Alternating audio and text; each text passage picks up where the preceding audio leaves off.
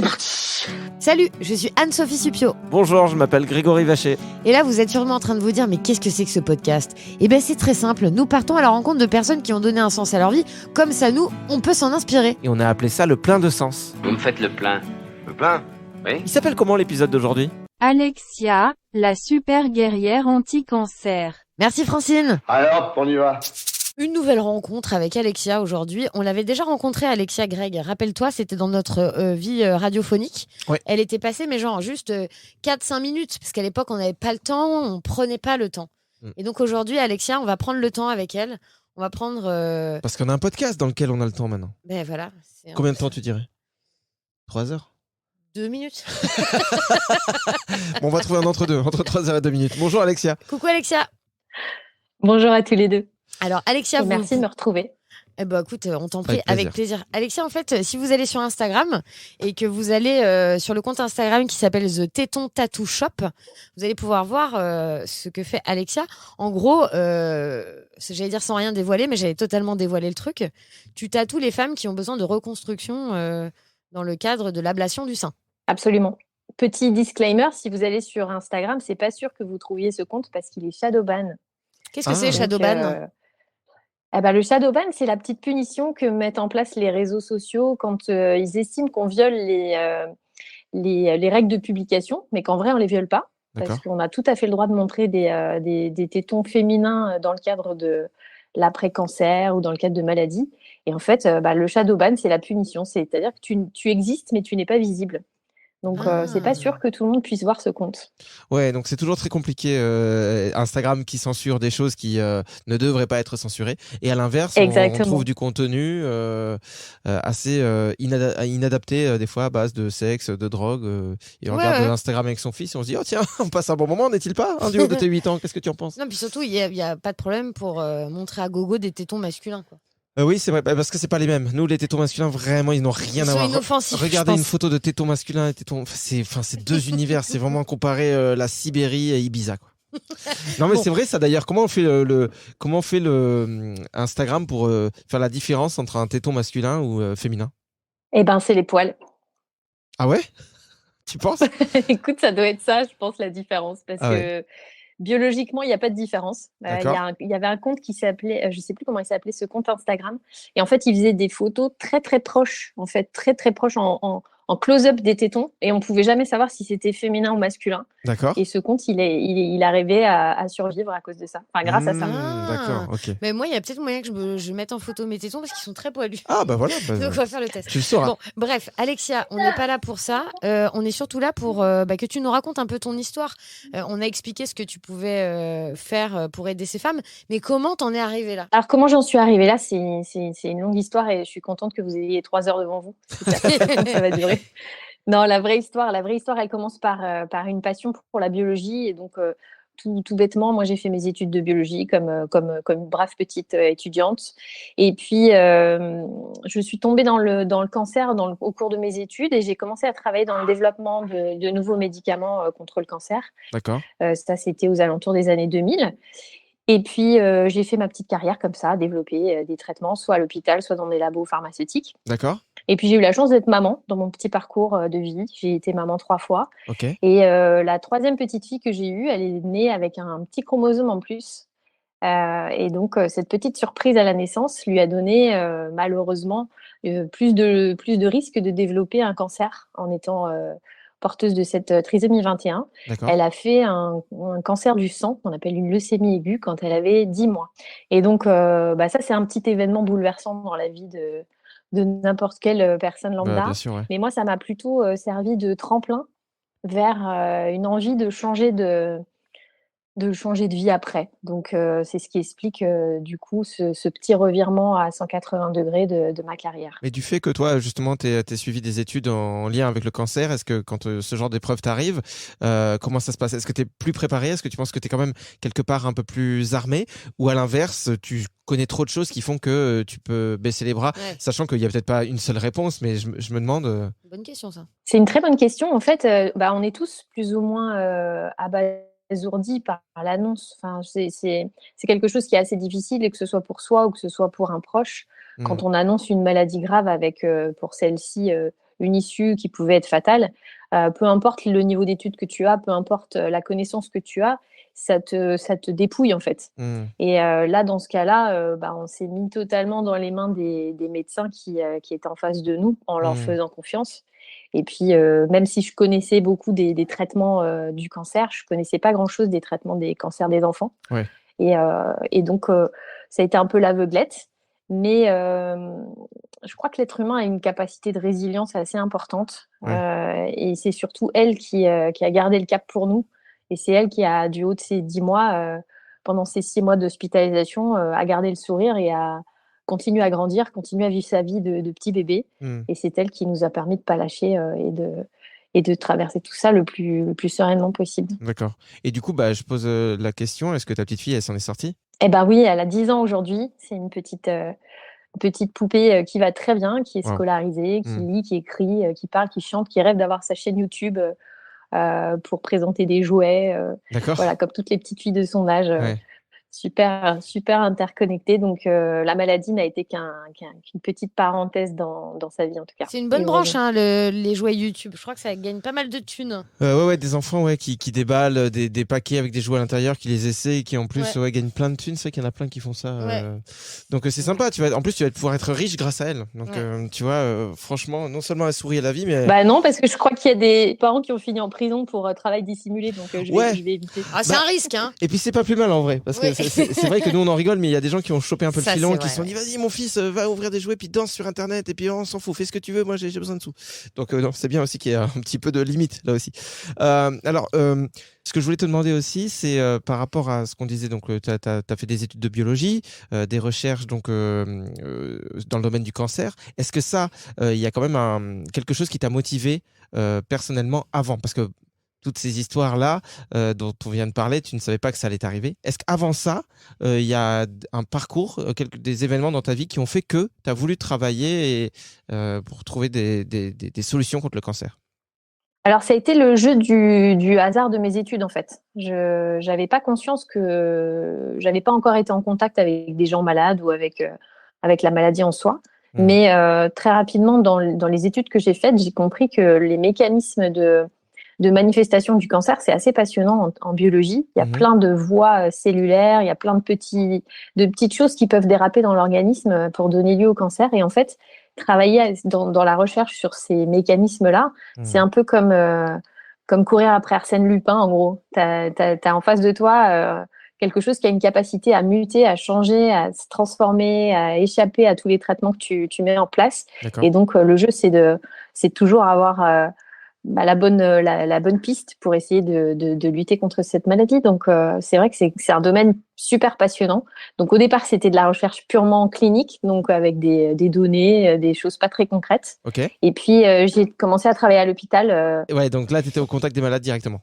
Et là, c'est devenu encore plus beau parce que, outre les mécanismes biologiques et puis les traitements, il y a aussi les histoires de vie, il y a aussi le courage de ces gens. Et quand tu travailles avec des molécules expérimentales dont tu ne sais pas si elles marchent ou pas, ou si elles vont avoir des effets secondaires apocalyptiques ou des trucs farfelus, tu as en face de toi des personnes et ces personnes, elles te font confiance et elles font confiance dans cette science, en fait. Ouais, c'est-à-dire qu'il y a une vraie différence entre travailler en laboratoire où d'un coup, la personne qui est concernée par la maladie, en fait, c'est pas du tout concret, quoi. Tu la vois pas, donc il y a peut-être une plus grosse distance que quand tu l'as en face de toi avec une personne qui connaît rien au traitement mais qui est pleine d'espoir, quoi. Ouais, et d'ailleurs j'ai une jolie histoire à ce sujet-là parce que quand je travaillais sur les données purement cliniques, je connaissais les patients sous des numéros et puis des initiales et des dates de naissance. Et quand j'ai commencé à travailler à l'hôpital, un jour j'ai une date de naissance et des initiales et un numéro de dossier qui me disent quelque chose et une histoire qui me dit quelque chose, et je me retrouve face à moi avec le jeune homme en question qui était le sujet d'études cliniques que j'avais étudiées, et ça manifestait du coup toute la magie de ces traitements expérimentaux, mais avec son histoire à lui. D'accord. Et pour la petite histoire, il venait du Panama. C'était un petit jeune qui était venu en France pour jouer au foot et avoir une carrière internationale de footballeur au Paris Saint-Germain. Ouais. Et quand il a passé sa première radio qu'on fait pour voir si on est capable de jouer, on lui a trouvé un cancer métastatique. À l'époque, il avait 16 ans. D'accord. Wow. Et on lui a donné 6 mois de vie. On lui a dit, bon, bah, écoute, c'est un cancer très rare dont tu ne pourras pas t'en sortir. Et lui, il a décidé que non, il avait 16 ans, il n'avait pas envie de mourir et qu'il allait transformer sa vie pour prendre des bonnes vibes. Il est devenu bouddhiste. Il a fait des études dans cette voie-là et puis il a vécu 10 ans. Et donc, il a fracassé toutes les statistiques possibles et imaginables. Oh. Et j'ai eu la chance de l'accompagner jusqu'au bout de cette aventure-là. Donc, voilà, de petites initiales et de petits numéros de dossier, c'est devenu une amitié qui a perduré avec les années. Et je suis toujours en contact avec sa famille qui est au Panama et que je suis allée voir il y a quelques années en arrière en hommage à son histoire à lui. Donc, là, tu casses tous les codes de ce qu'on peut connaître du milieu un peu médical. Oui, très froid, où on prend la distance, où on peut s'imaginer ça. C'est sûr, on peut se l'imaginer en tout cas. Donc là, c'est vrai que dès que tu mets de l'humain et des belles histoires comme ça au milieu, ça change tout. Et puis même, tu vois, je sais pas si c'est quelque chose dont on parle facilement, qui est démocratisé au sein des chercheurs, de l'hôpital, mais de parler de ça, du mental, de l'attitude qui peut changer en fait toute notre histoire. J'en parlais pas plus tard qu'il y a 2 jours avec une copine qui a eu sa maman qui a eu un cancer très grave, une tumeur qui lui transperçait tous les organes. Vraiment, c'était un truc très long et très grand dans son corps. Donc là, les médecins ont clairement dit, bah là, elle était tellement dans le déni qu'elle avait laissé le truc grandir en me disant non, j'irai pas à l'hôpital. Là, les médecins ont dit à sa fille, bon, bah, elle a trop attendu. Là, c'est un cancer très rare, c'est fini. Et sa maman, pareil, s'est dit, bah non, en fait, non, je vais pas mourir, ça va. Et donc, ça a été des années de traitement. C'était très dur. Et c'était en 2013. Et aujourd'hui, sa maman, elle est là. Et tout a été résorbé. Enfin, il se passe des miracles, en fait, aussi, quand l'attitude change. Il se passe des miracles ou pas. Mais en tout cas, c'est une question de façon de prendre les choses. Et lui, il a décidé de ne pas voir une fatalité dans ce qu'on lui a annoncé.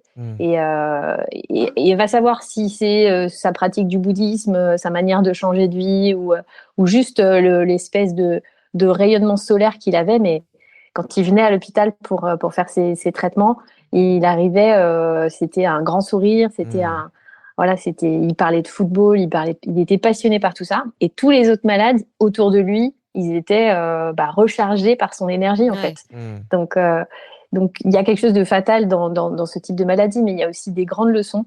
Et c'est vrai que c'est quelqu'un qui a marqué mon parcours et peut-être qui a donné une dimension différente aussi à la manière dont moi j'ai voulu percevoir ma responsabilité à travers mon parcours et les échanges que je pouvais avoir.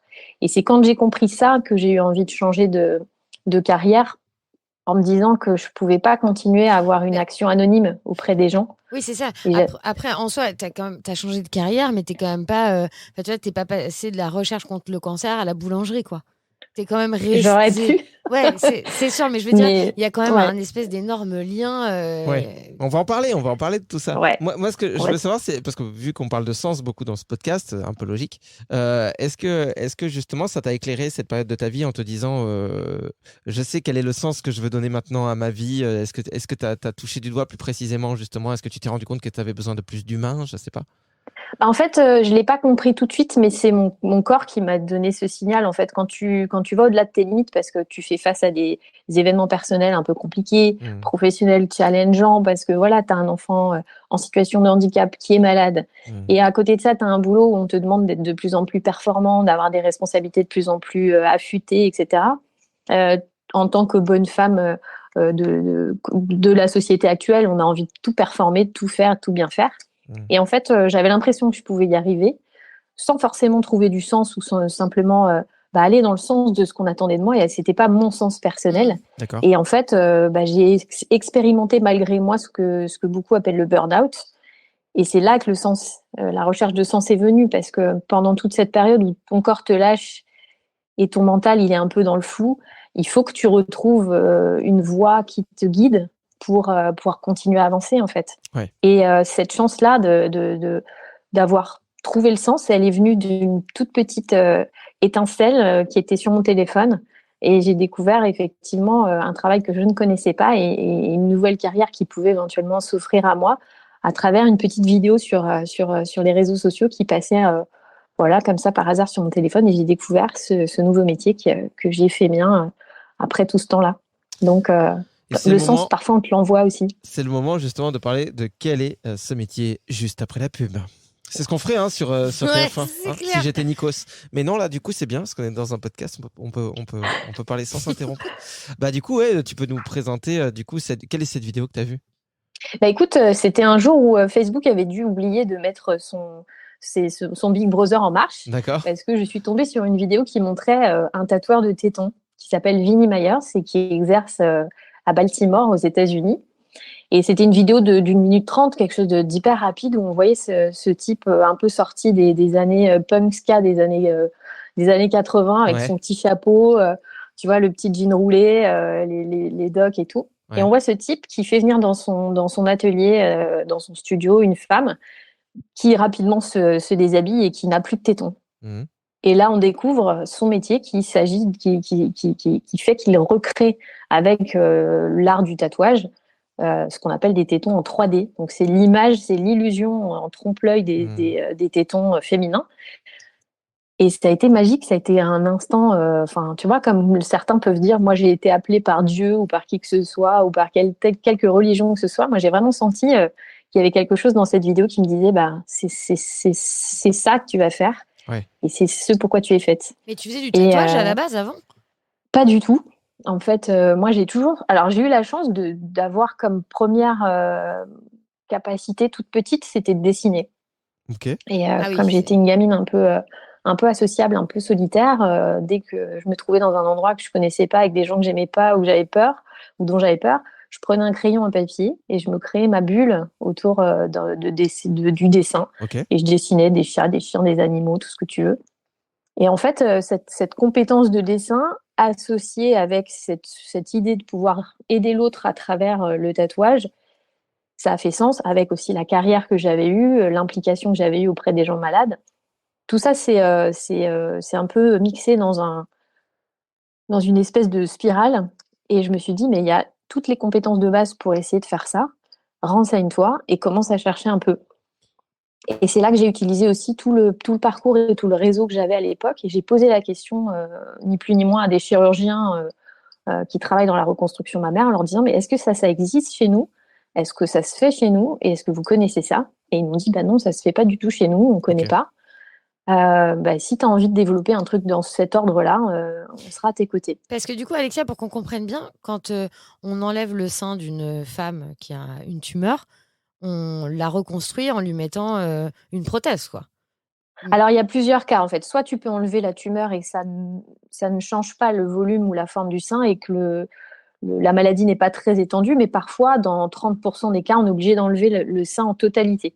Donc, la personne, la femme ou l'homme, parce que ça arrive aussi chez 1% des hommes, se retrouve avec le thorax à plat, plus de muscles, plus de glandes mammaires, plus de mamelons. D'accord. Et on reconstruit le sein en volume par différentes techniques. Donc, la prothèse, c'est la plus connue, mais on peut aussi prendre ce qu'on appelle des lambeaux cutanés, c'est-à-dire qu'on prend un morceau de peau ou de muscle à un autre endroit du corps, que ce soit le muscle du dos ou la peau du ventre et un peu de muscle, et on reconstruit le volume du sein.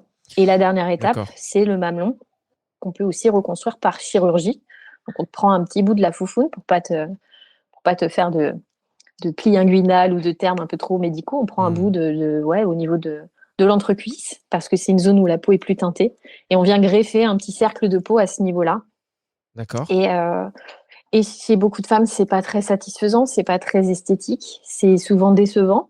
Et ça complète pas leur schéma corporel, en fait. Ouais. Donc, il y a une deuxième technique qui est arrivée au niveau des médecins, c'est ce qu'on appelle le tatouage médical. Et donc, c'est une technique qui a été utilisée pendant les 30 dernières années. Il s'agit d'utiliser des pigments qui sont les mêmes que ceux du maquillage permanent pour faire des sourcils ou des eyeliners ou des contours de lèvres des années 80.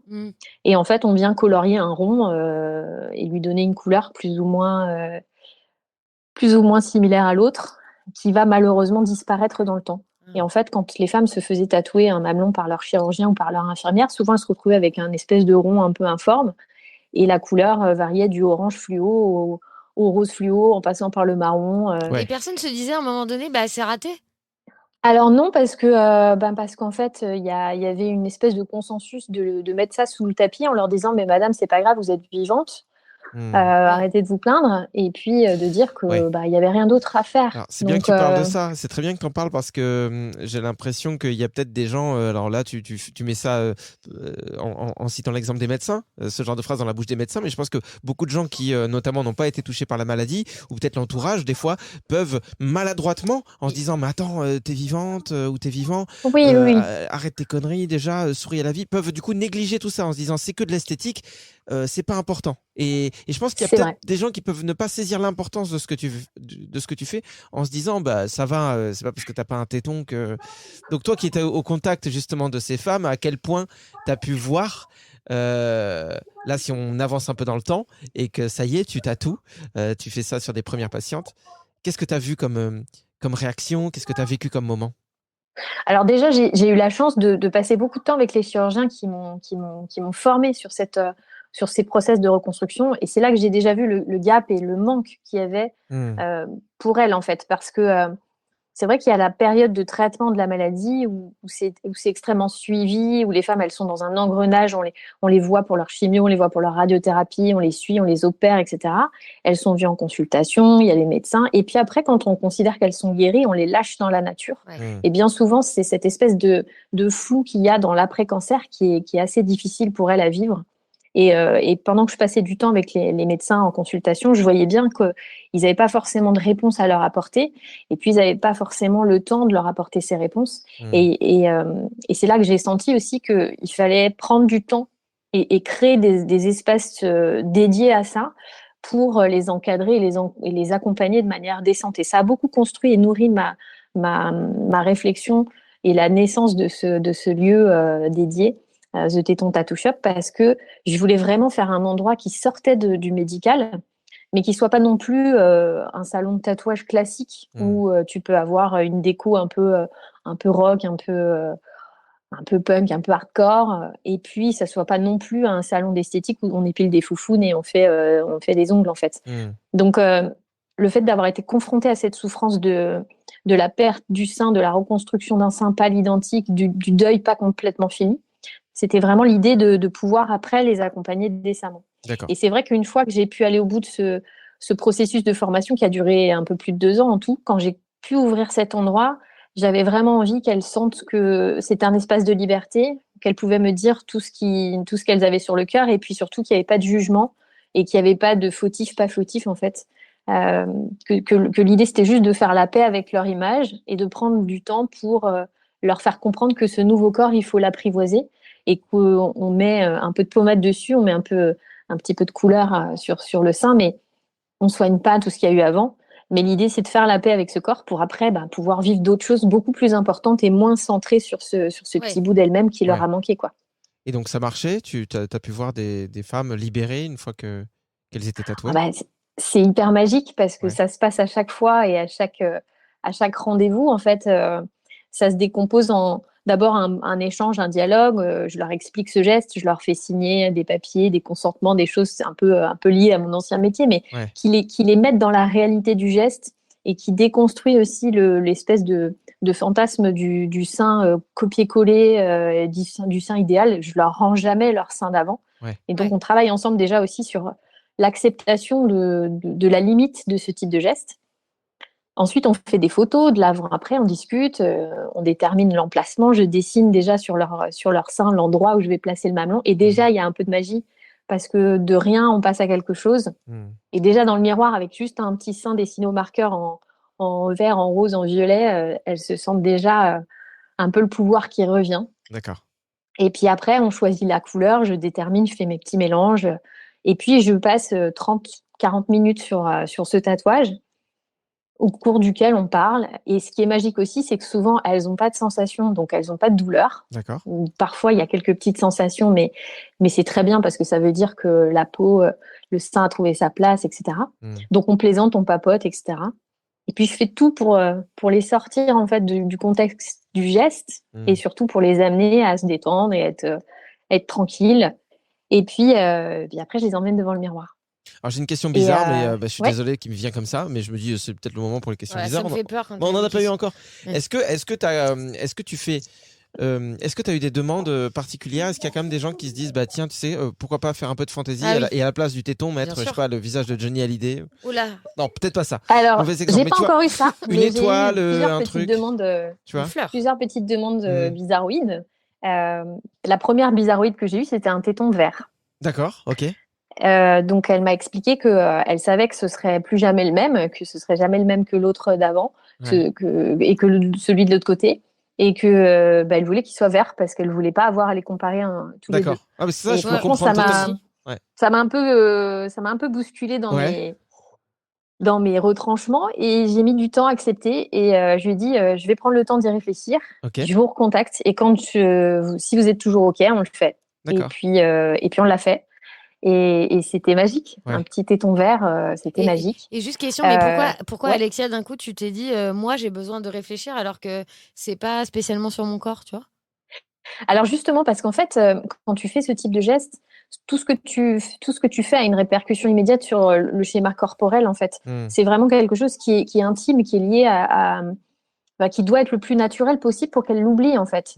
Et donc, toute la responsabilité que je prends quand je fais un tatouage du mamelon ou même quand je fais et surtout quand je fais un tatouage décoratif sur les cicatrices, c'est de leur dire vous avez un droit à l'oubli qui est inhérent au fait que vous ayez été malade.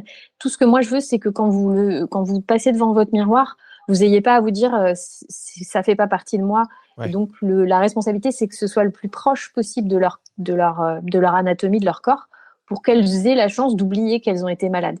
Donc faire un truc un peu bizarre, un peu rigolo, un peu funky, ça peut t'éloigner de cette capacité que tu vas avoir à trouver ton corps le plus normal possible. Ça peut être la fausse bonne idée, le truc de j'ai envie d'un peu de folie et puis je le regrette très vite et je me dis cette fois c'est foutu. C'est ça. Donc une fois j'ai une très jeune cliente qui m'a demandé de lui tatouer l'image d'un piercing dans le téton que j'avais tatoué. Donc c'était un téton tatoué percé. Et je lui ai vraiment demandé de prendre le temps d'y réfléchir parce qu'elle avait que 30 ans et que peut-être qu'à 70 ans, ce serait un peu moins sympa. Mais j'ai senti aussi que ma responsabilité était aussi de lui donner le conseil. Mais par contre, je devais m'effacer aussi devant sa demande parce que j'ai senti que c'était très motivé et j'ai accepté de le faire parce que ça faisait partie aussi de son processus de reconstruction. Ces questions en plus là que tu poses, c'est vrai que c'est des questions que plein de gens ont pu avoir par rapport au tatouage tout court. Quoi. Dire, mais attends, mais te fais pas tatouer tout le corps parce qu'effectivement quand tu auras 80 ans et tout, et pour le coup on peut aussi se rendre compte maintenant aujourd'hui qu'on a du recul, qu'il y a plein de personnes de 90 ans dont on peut trouver des photos partout sur internet avec le corps tout tatoué. Et moi je trouve ça magnifique en vrai. Tant qu'on sent que ça fait vraiment partie de nous et que c'est effectivement pas un effet éphémère de mode et puis quand on sent que le tatouage est en accord avec notre personnalité profonde, normalement, il n'y a pas trop de risques, quoi. Oui, mais là, tu es dans un post-trauma, en fait. Les patients qui ont eu des cancers, ils sont dans la situation des gens qui ont souffert d'un stress post-traumatique. Donc, ils sont très influençables, ils sont fragiles, et il y a des choses qu'ils veulent à l'instant T qu'ils pourront regretter 10 ans après, en fait. C'est comme la mode du petit... je les mets surtout en garde, le petit tatouage en forme de ruban rose. C'est super sympa pour dire que tu as vaincu le cancer, mais 10 ans après ou 15 ans après, tu n'as juste peut-être plus envie d'y penser. Et par contre, ton assureur ou quand tu vas demander un prêt à la banque, s'il voit que tu as un petit ruban rose tatoué sur le poignet, il va se dire « Ah, elle a eu un cancer, risque de récidive, je vais peut-être pas lui mettre le taux le plus bas des assurances, tu vois. » Mais il va pas forcément te le dire. Donc, il y a aussi cette responsabilité-là. En tant que tatoueuse spécialisée dans l'après-cancer, je veux pas leur donner... la fin de leur droit à l'oubli. Et c'est pour ça que je fais des tatouages qui se voient pas la plupart du temps. Même quand je fais des tatouages décoratifs sur les cicatrices de mastectomie, je fais en sorte qu'elles restent cachées dans le maillot de bain ou dans le soutien-gorge, de manière à ce qu'elles décident à qui elles le montrent et quand elles le montrent. Parce que ça leur appartient. Et tout le monde n'a pas à leur demander tiens, tu as un tatouage sur le torse, tu as eu un cancer. C'est pas forcément quelque chose qu'elles ont 10 ans ou 15 ans après envie de passer. Non, mais c'est vrai, c'est toutes ces questions qu'on se pose pas quand on n'est pas directement concerné ou qu'on n'a pas été confronté à tout ça. Donc, c'est super intéressant d'avoir ton témoignage. Est-ce que ce shop, il existe encore aujourd'hui ? Alors, ce shop, il a eu beaucoup de petits soucis dans son parcours parce que la période du Covid a fait du mal à beaucoup de ces métiers non essentiels dont j'ai fait partie.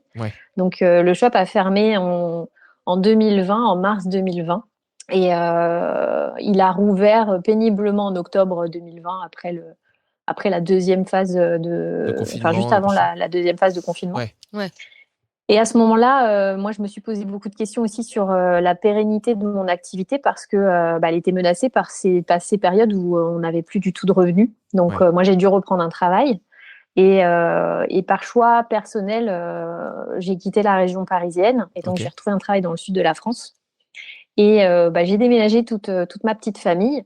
Et le plus difficile a été de déménager ce petit salon qui était un petit studio un peu à l'image de cette petite caravane magnifique dans laquelle vous êtes, mais qui avait la problématique de pas forcément pouvoir se déplacer. Bah ouais, bien sûr. Et donc, l'endroit où on s'est établi, il y a eu des petites barrières administratives, il y a eu le transport du local qui a été un peu chahutant, mais il a fini par se reposer en janvier 2022 dans mon jardin ici dans le Var, dans ce petit village des Arcs-sur-Argence où j'habite. Et puis en janvier 2020, on a eu une interdiction d'utilisation de certaines encres de tatouage, comme une autre petite barrière à la reprise de l'activité du shop. Alors, quelles sont ces encres d'ailleurs interdites ?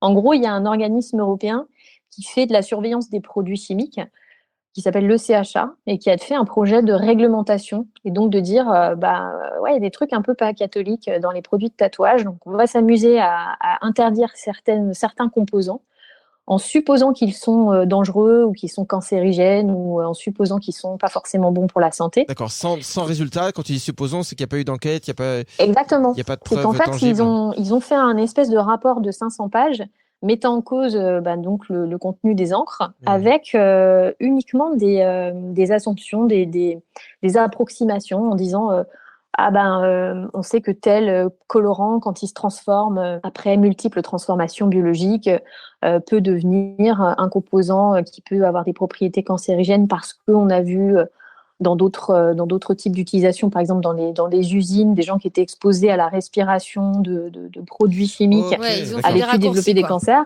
Et donc, ils sont partis sur des approximations complètement abracadabrantes, sans faire d'études et sans mettre en place de surveillance réelle des effets secondaires de ces substances. Et donc, il y a 4000 substances dont les seuils ont été tellement abaissés que même les appareils de mesure actuels ne peuvent pas mesurer ces seuils. Donc, c'est comme si tu avais une impossibilité de les utiliser de base.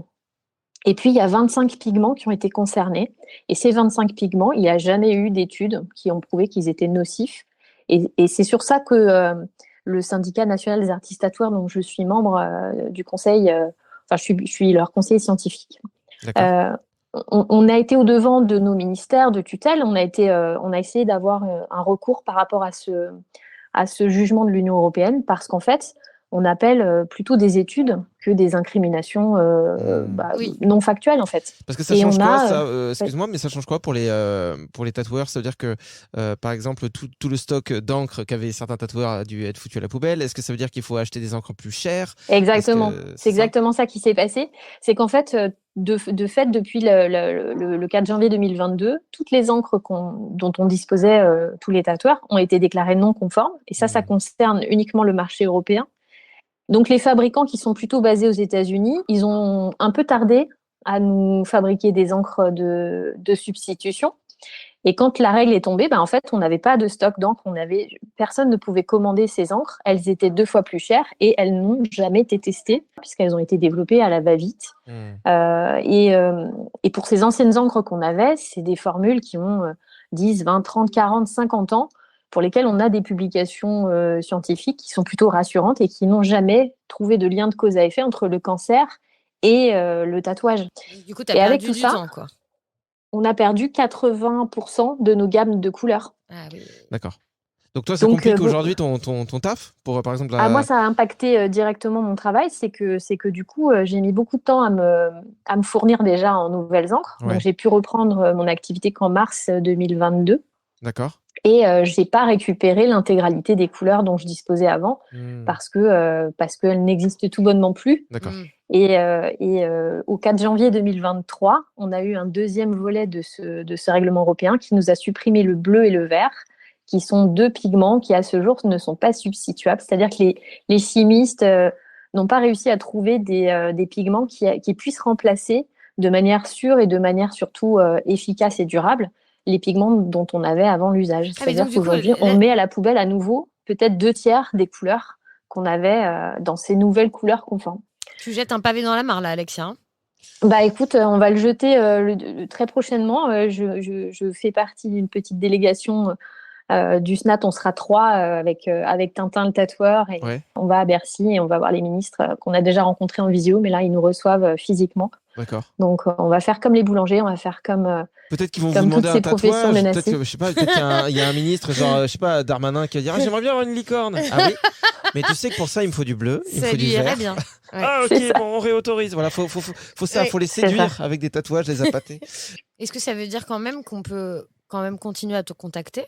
Ouais, est-ce que toi, tu continues à faire tes tatouages? Moi, je continue à faire mon travail avec des encres avec une gamme moins importante. Je fais plus de mélange. Et pour le coup, je préviens quand même mes clientes que j'ai une incertitude malheureusement sur la durée de vie de ces tatouages parce que je ne connais pas la stabilité de ces encres dans le temps. Elles sont quand même en qualité un peu différente. Elles sont plus difficiles à mélanger.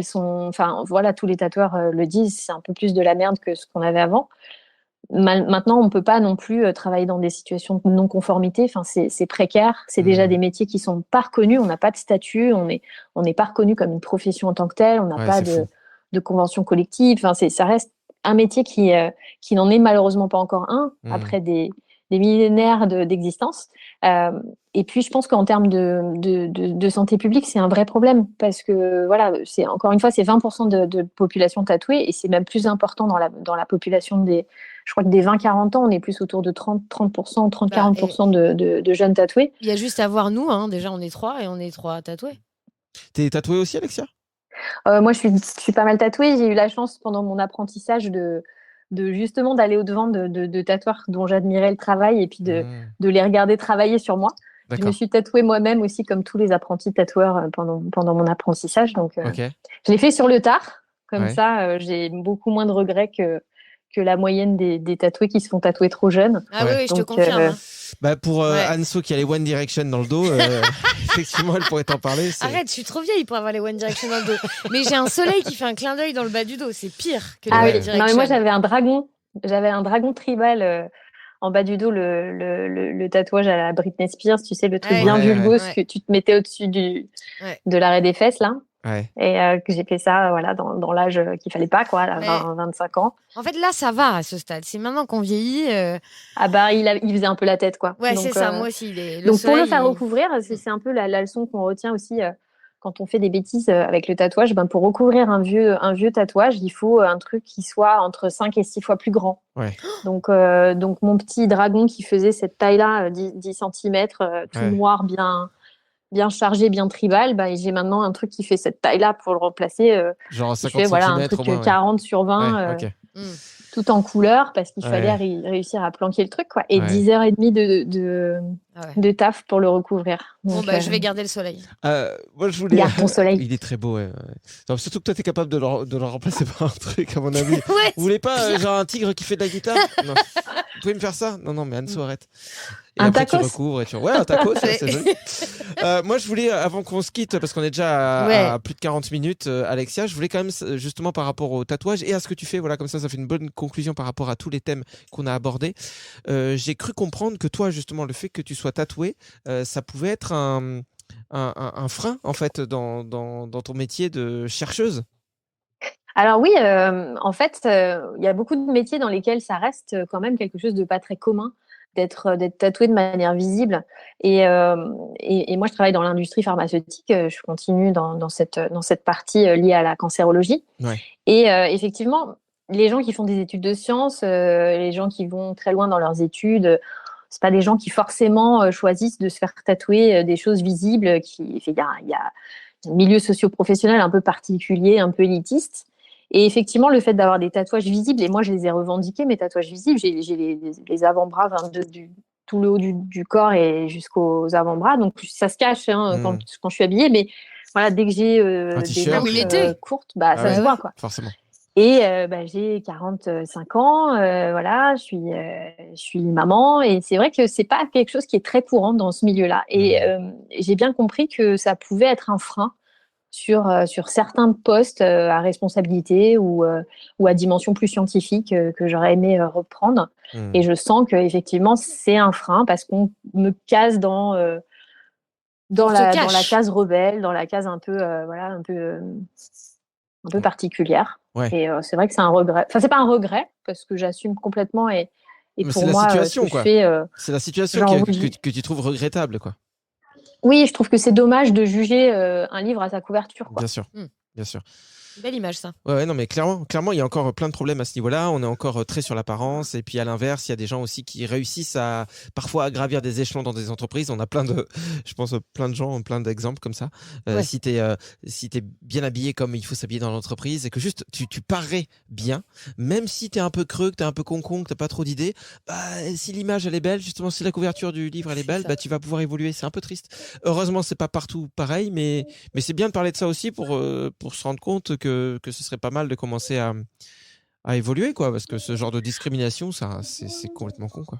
Il y a une responsabilité aussi des tatoueurs à éduquer aussi les très jeunes qui sont de plus en plus en demande de tatouage. On a aujourd'hui des gens qui viennent à 16 ans avec des projets de bras entiers, de manchettes et tout. Et moi, je suis maman, j'ai 3 filles, dont la plus grande a 22 ans, qui n'est pas tatouée ni percée. Et je pense qu'en tant que parents, il faut aussi qu'on sensibilise nos enfants et en tant que tatoueur également au fait que tant que la personne n'a pas une carrière professionnelle établie, les tatouages visibles, c'est tout sauf une bonne idée. Ouais, ou quand on dit juste, mariage pluvieux, mariage heureux, c'est pareil pour les tatouages, quoi. Peut-être juste aussi dire à Alexia, aux autres que, c'est pas parce que t'es tatoué que ça te rend moins compétent ou. Non, mais c'est encore une position de certaines entreprises, de certaines DRH, de certains milieux qui jugent encore sur ça et c'est dommage parce que voilà, les tatouages c'est des histoires, il y a aussi des choses qu'on peut vivre. Bien sûr, puis des fois c'est juste je sais pas, moi je trouve que ça montre aussi parfois ça montre de la créativité, mais ça montre aussi parfois un espèce de détachement en mode voilà, c'est mon corps, je fais des trucs rigolos, artistiques avec, et puis c'est pas grave, quoi. Il y a aussi ça, tu vois. On parle même des tatouages erreurs de jeunesse, il y a plein de gens qui les vivent très bien en disant regarde ce truc, c'est rigolo. Non mais parce que ça te rappelle c'est vrai, c'est top. J'ai un cousin quand même, il s'est fait tatouer sur les phalanges, donc tu peux le lire, quoi. En gros, sur les deux mains, il y a marqué Gypsy Kings. Parce que ça me faisait rire. Mais alors... En plus, j'ai ri très fort. Mais qu'est-ce que tu veux? C'est pas moqueur. Qu'est-ce que tu veux faire comme boulot quand t'as marqué Gypsy Kings sur les doigts, tu vois? Et en fait, ce mec, heureusement pour lui, c'est tu le connais, c'est Charlie Le Mindu, c'est un mec hyper connu qui fait de la haute coiffure, qui va coiffer des stars. Enfin, il a eu une carrière incroyable, mais heureusement parce qu'en fait, il a que des trucs comme ça où maintenant il fait un métier où tu trouves ça génial. Tous les mecs créatifs, ils peuvent se faire tatouer caca sur le front, les gens vont faire c'est impertinent. Oui, c'est ça. Si t'es banquier, c'est plus dur. Si t'es banquier et que t'as caca sur le front, que t'arrives, bonjour, alors, votre prêt, je vous le refuse. Bon le client en face, il va un peu se foutre de ta gueule. C'est clair. Bon, en tout cas, Alexia, c'était super parce que ton parcours, il est aussi un super résumé de ce que doit être la vie, quoi. C'est-à-dire, il y a de l'humanité, il y a un combat contre le cancer, il y a une femme qui se met au service des autres, il y a du tatouage, il y a un esprit un peu rock aussi, mais il y a aussi une volonté de se servir d'un art esthétique pour justement l'apporter dans son domaine, qui est le domaine du soin. Enfin, c'est magnifique en fait ce genre de parcours et rien que pour ça, merci quoi. Alors, je sais que c'est la deuxième fois qu'on se rencontre, mais je le vis encore comme une première rencontre parce que cette fois on a pris le temps. Jamais 203, t'as compris? Ah oui, j'ai compris. Et merci à vous deux. Vous êtes adorables et ce podcast c'est une vraie bouffée d'air pur et on en a besoin en ce moment.